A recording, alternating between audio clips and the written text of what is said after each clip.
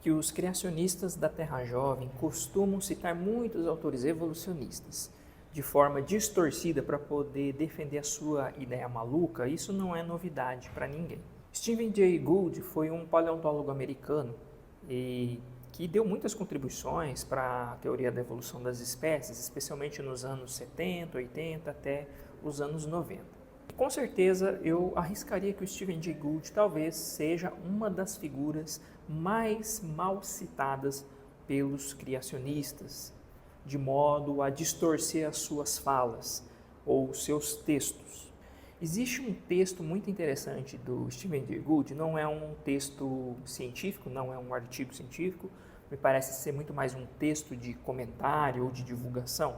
Inclusive eu vou deixar ele na descrição desse vídeo, em que o Stephen Jay Gould ele fala sobre a evolução como um fato e teoria. Não é o objetivo principal desse vídeo discutir essa questão, né, explicar como que a teoria da evolução, ou melhor dizendo, como que a evolução das espécies pode ser vista de ambas as formas, né, como um fato, como uma teoria.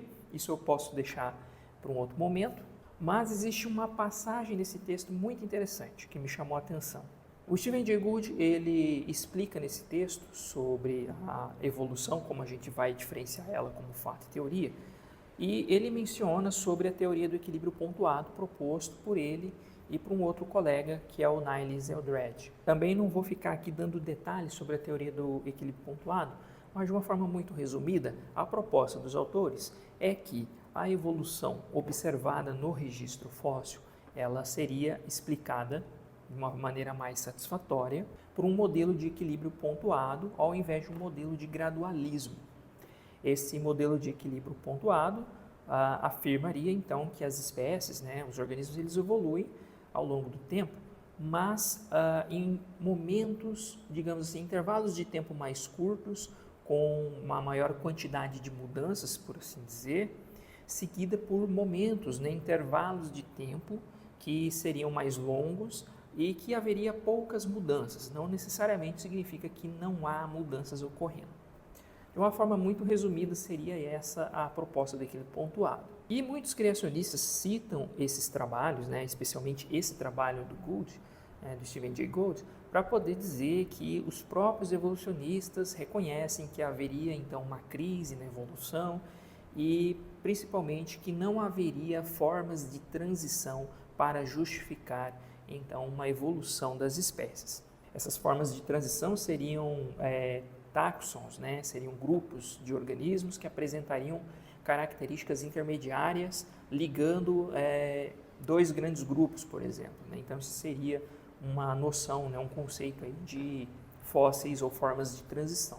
Porém, o que o Stephen Jay Gould diz nesse texto é exatamente o contrário do que é afirmado pelos criacionistas. O Stephen Jay Gould, inclusive, eu vou ler um trecho desse texto aqui para vocês, para ficar bastante claro. Então, o Stephen Jay Gould começa dizendo assim: já que propusemos equilíbrios pontuados para explicar tendências, é enfurecedor ser citado repetidamente por criacionistas, seja por intencionalidade ou estupidez, não sei, como admitindo que o registro fóssil não inclui formas transicionais. Formas transicionais geralmente estão ausentes no nível de espécies, mas são absolutamente abundantes entre grupos maiores. Então esse é um trecho, apenas um trecho de um texto do Stephen Jay Gould mencionando sobre essa citação que era feita com muita frequência lá nos anos 80 pelos criacionistas, né? E a afirmação é que o Stephen Jay Gould então reconheceria que não haveria formas de transição e por isso que eles teriam pensado na teoria do equilíbrio pontuado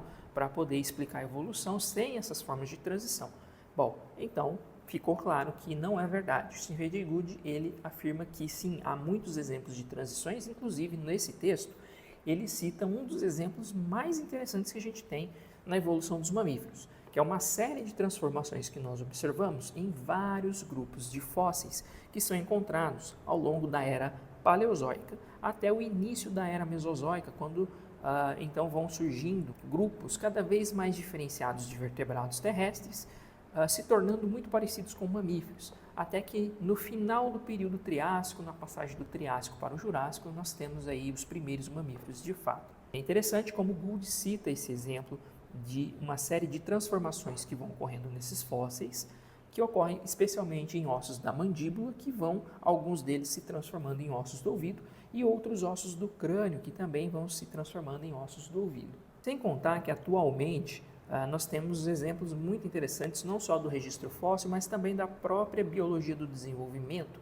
que demonstram, sim, que provavelmente está correta essa hipótese de transformação, né, de ossos da mandíbula em ossos do ouvido. Bom, voltando então ao texto do Gould, fica claro que realmente os criacionistas eles pegam e distorcem, né, as frases, as falas do Gould. E de maneira nenhuma ele está concordando com os criacionistas de que realmente há ali ausência, né, de formas de transição. O que ele na verdade diz é que há algumas ausências de formas de transição entre espécies, né? Então, no nível de espécie, o Stephen Jay Gould acha sim que falta aí formas transicionais. Mas no registro fóssil, por outro lado, né, temos muitos exemplos de formas de transição entre grupos maiores. Então, grupos taxonômicos maiores a gente consegue observar isso de uma forma muito clara. Isso é interessante porque também existe um texto do Douglas Futuyma, que é um importante biólogo evolutivo, autor de livros importantes na biologia evolutiva. Um texto também dos anos 80 do Douglas Futuyma, também tocando nesse assunto sobre evolução como fato e teoria. E nesse texto, o Douglas Futuyma lembra muito bem que sobre as evidências da evolução, que além do registro fóssil, da gente encontrar ali as formas transicionais, o Futuyma também lembra que características de transição também são observadas entre formas de vida que estão vivas. Esse exemplo que eu vou dar agora não foi dado pelo Futuyma nesse texto, mas é um exemplo muito comum, né, encontrado, por exemplo, em textos de biologia evolutiva, que é o exemplo de grupos de salamandras que são encontrados ali na região da Califórnia, nos Estados Unidos.